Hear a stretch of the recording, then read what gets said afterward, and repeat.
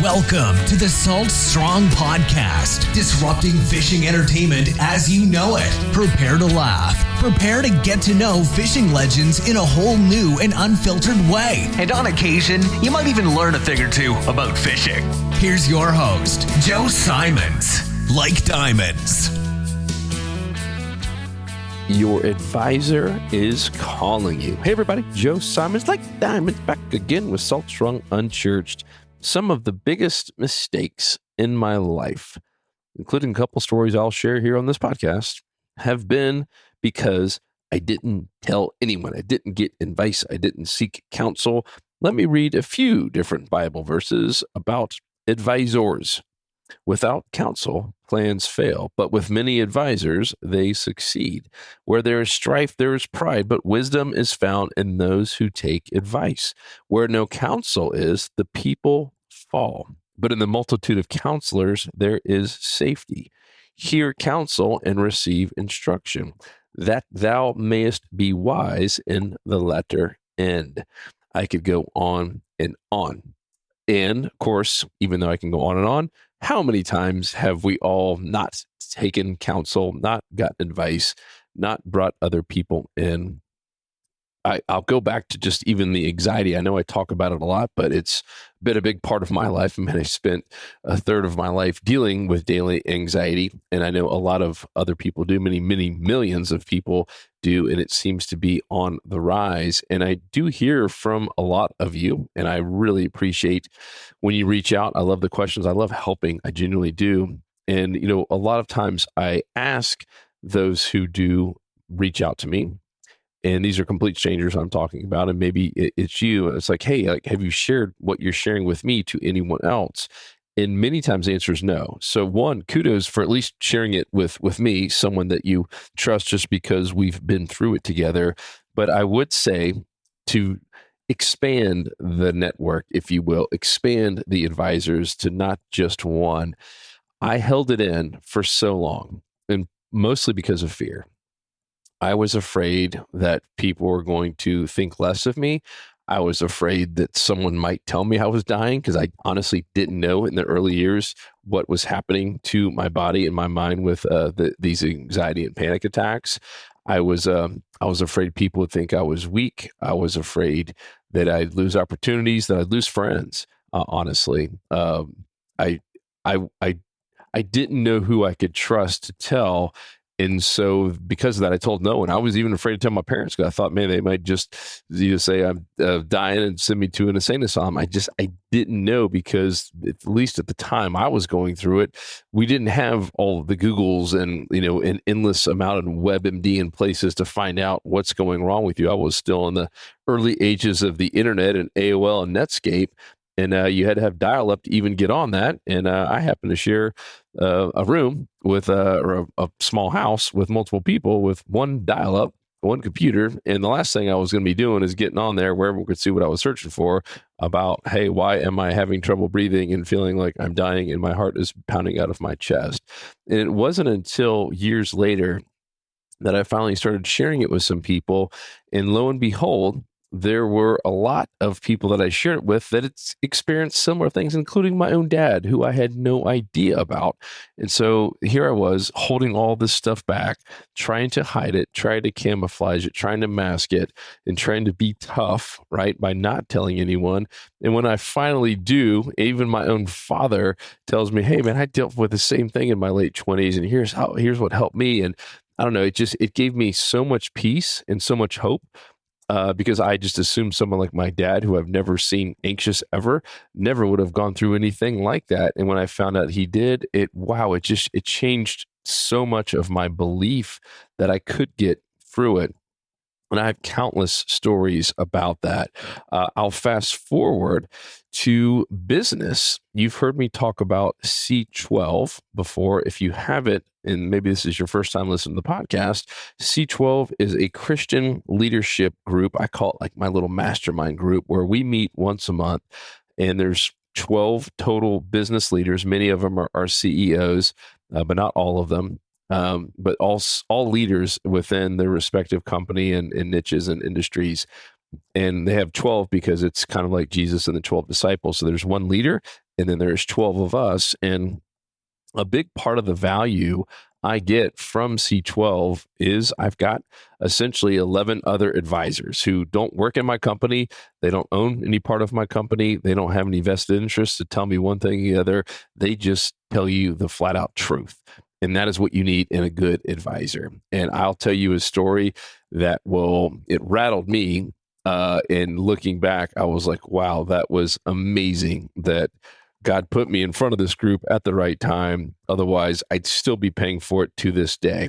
And so this was like January of 2020, if I got the year right, right before COVID, whatever year that was. The time is flying by. 2021 doesn't even matter, but it was that January before it all blew up. And Luke and I were, owners of Salt Strong. We're growing Salt Strong. It's growing fast, but looking back, it was probably at like 18,000 members or something like that. So it's still pretty small compared to where it is today. And we always wanted to have some sort of office. We have one now here in Winter Haven on Lake Ship. But at the time, we were looking for something really big. We're like, well, man, we want to do this theme park. So we might as well kind of start with some a little bit smaller, but still really, really big, meaning like, 30,000 square feet big, like go really, really big and have this casting ponds and, almost essentially competing with Bass Pro, like to create this amazing experience where people can come in there and literally cast inside of a building, and it had 30-foot high ceilings. It was this massive place, and we finally found one. So we hired an agent, real estate agent, and we found this place. And it was epic. I mean, it was huge. It was scary because we weren't going to buy it. This is to lease it. But the lease was still, it was more money than we ever imagined spending. But we also had this dream of like, man, we could be bringing people together in here. And like I said, the casting pond was kind of like the center feature. And we're going to have to spend tens of thousands of dollars just on this little, casting pond where people can go in there and cast. And we'll do videos in here. We had a podcast room, like we had all this stuff. It had like multiple floors and offices in the back. It was epic. Like the dreams that we were having about it, and we got so excited by it, and we were going to do it. And so we were down to, essentially the signing, if you will, of the agreement, and we had the agreement in hand. And at the time, this is still real estate's going crazy in Florida, and it was crazy expensive. And the owner would not budge on the 3 years. So it started at 5. We got him down to 3. He wanted us to sign a 5-year lease, and the penalties to get out of it were pretty heavy. Like it would have really, really hurt us. And even as I'm thinking back on this, like how much money we would have spent just to build it out, right? When you lease a building, they don't do the build out for you. That's on you, even though you're leasing it and you don't own anything that you're essentially making better and improving as a commercial place. It can get really, really expensive just on the build out. And so I was a little bit nervous, but I was still like, we can make this work. We're growing like crazy. And, and at the time, everyone's going to tackle stores, and Bass Pro is growing like crazy. And so like, yeah, man, we're just going to take it on. We're going to have this cool little like mini Bass Pro right in Winter Haven, Florida. There's nothing else like it. And there's not still not to this day. And so like we were ready to do it. And I was like, you know what, Luke, let me run it by my C12 guys at the next meeting before we sign and ink this thing. And so Luke and I were like 99% in, like we're in. And I assumed that all these C12 guys would say, yeah, of course, no brainer, just go ahead and do it. And so I presented it to these 11 guys, my advisors, right, which is the whole theme of this podcast. And, they ask a lot of different questions like, well, hey, like, how much is it going to cost to build it out, and how many people are you anticipating? Like, and I had answers to most of them. And after they kind of went around, and imagine just being like at a kind of a rectangular table where everyone's kind of facing each other, almost like we'll call it a circle, but it's actually a rectangle, but a circular table where everyone can see each other, and you're like at the top of this council meeting, and everyone's asking questions, and you're kind of in the hot seat, if you which I was. And then at the end, like one by one, they're like, don't do it, don't do it, don't do it. And some gave me reasons why, some just like doesn't feel right. not a smart decision, waste of money, don't do it, don't do it. Across the board, every one of them said, don't do it. And now what did I do? I fought it. I was like, man, like, and I didn't tell them this, like, you guys are idiots, but in my mind, I was saying, these guys just don't get it. They don't understand my business. They don't understand any of this stuff. I wanted to tune every one of them out.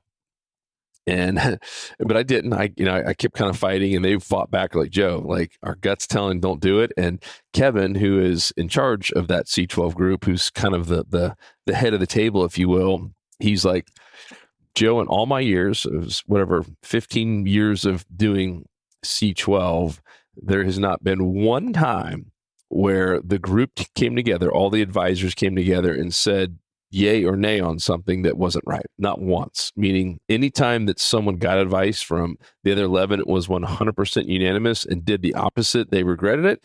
And every time they followed it, they didn't regret it. So he's like, 100% of the time it's been right. Now he's like, we've had some split tables where 6 of them say yeah, 5 say no, and that's a little bit different. But 100% of the time that the whole group sees something that you don't see, it's never once worked out well. And so he's like, I would really highly consider you think about this and take the advice of these 11 smart business people who are seeing something that you don't see, and maybe just put it on hold for a while. And so on the way home, I'm still ticked off, right? Because like, man, these guys just don't see it the way I do, and they don't recognize the opportunity. So the way home, I call my brother Luke, who wasn't there, and he's like, what'd they say? And I'm like, man, they're a bunch of knuckleheads. Like, they don't know what they're talking about.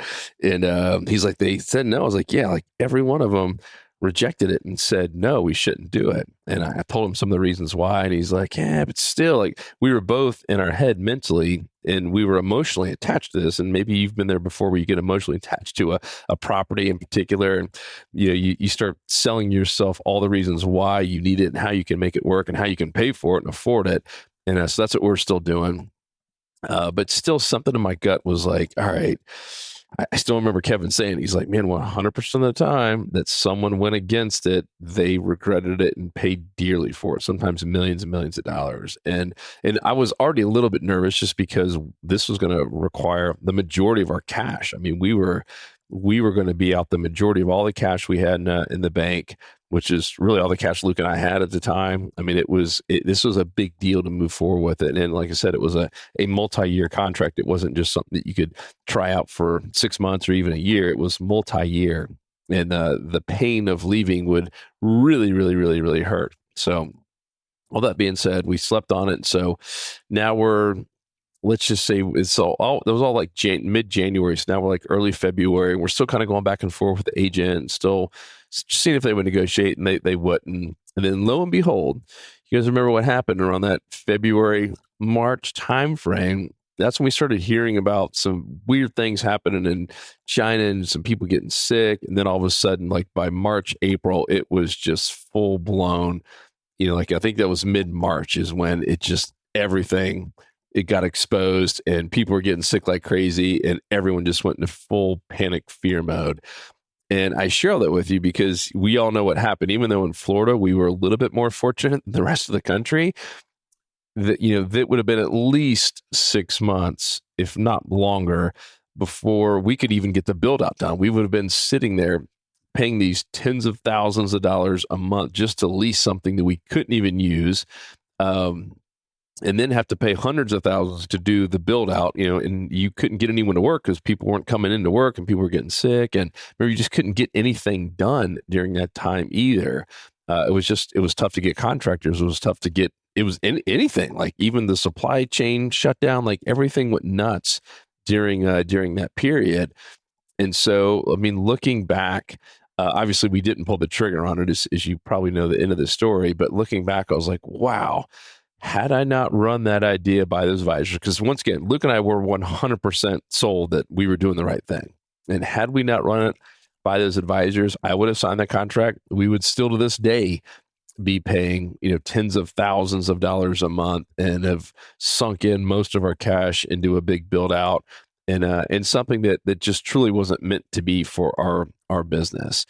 And so I share that with you because I've learned now multiple times, and I have multiple stories like that, where anytime I have a big decision to make or something that's just weighing on me and I'm kind of on the fence, like 50-50, I have found that when I run it by advisors, like it says in the Bible many, many times over, it wasn't just like one Bible quote. I mean, there are a lot of Bible quotes talking about the power of advisors and of getting wisdom from other people.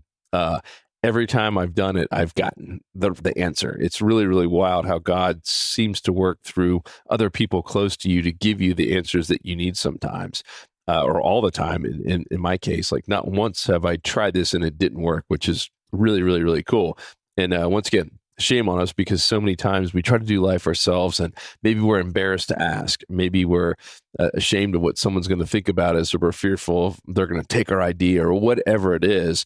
I have just found, when you ask the right people who truly do like you and aren't going to take advantage of you, let's just say, and aren't going to judge you. And that goes back to having a good circle of friends or advisors that you can trust. But every time, 100% of the time I've done it, I have gotten the exact advice I have needed. And it is just, I don't know, it's made decision making in my life, business and personal, so much easier. And it goes back to the Bible verses. Those who seek counsel will thrive, and those who don't will perish. I mean, it's pretty clear that your life is going to go one way if you get great advice and seek counsel, and it's going to go another way if you don't. So that is the message for today. I hope it is helpful. I hope there's something in your life that maybe has been weighing on you, whether it's purchasing something or selling something, or even saying something to a family member that maybe you're on the fence about. Just getting that advice, it is amazing. Because I've had things like that where like, hey, I'm thinking about telling this person that, and I think I'm doing the right thing by going one route, and I hear the perspective of someone else like, yeah, but this could probably happen. I'm like, oh man, I didn't even think about that. And I'm not going to share an example on that one, but I've had multiple instances where I wanted to say something to someone that I thought I was doing them a service, and I did it to one person in particular about a relationship. And I thought I was doing the right thing to let them know. And it's probably one of those biggest regrets. Anytime I think about it, I get that like sick to my stomach feeling, because ended up both of them hated me all I was doing was telling the truth of what was happening behind the scenes. And I thought I was, and you could probably imagine what happened with some cheating and stuff. And I still regret it to this day. By just saying anything in general, and multiple people ended up hating me. Their friends say to me, like, the whole thing, meaning he was going to probably get exposed anyways, or 100% would have been exposed anyways. And I thought I was coming in there to be the hero. And I know, had I just asked a couple of those people who ended up hating me because they were good friends with them, and the whole thing it happened in the absolute wrong way. It's not even the way I had intentioned it. In my mind, I'm like, oh, I'm going to tell this person I'll be the hero, and everyone will be happy. And it turned out to be the flat out opposite. And I just gotten some advice from even one or two people. I never in a million years would have said it, and never in a million years would have done it the way I did. And like I said, that was one of the other times that I screwed up. Like I said, thankfully for C12, I have at least one good story where I used the counsel or a group of advisors to steer me in the right direction. So whatever's on your mind, whatever you're dealing with, whatever big decision you have now and into the future, remember this: seek counsel. Whether it's 1, 2 people, 10 people, 12 people, it doesn't really matter. And in my experience, the more the merrier. Obviously, there's some things that are sensitive and you don't want to share with everyone. So in that case, it might only be 1 or 2 people, but you'll be amazed. Pray on it. Pray that God brings the right person right into your path, that God just, show you exactly who you're supposed to ask and who you're supposed to share, whatever it is that you're going through, or whatever big decision it is. And you'll be amazed how God works through those people to give you the advice that you need. So if you have any stories like that, I love hearing success stories or lessons learned, failures, mistakes. Let me know. joe@saltstrong.com. I'd love to hear from you. Otherwise, I'll talk to you on the next episode. Have an amazing day. 'Cause fishing, it's in my soul.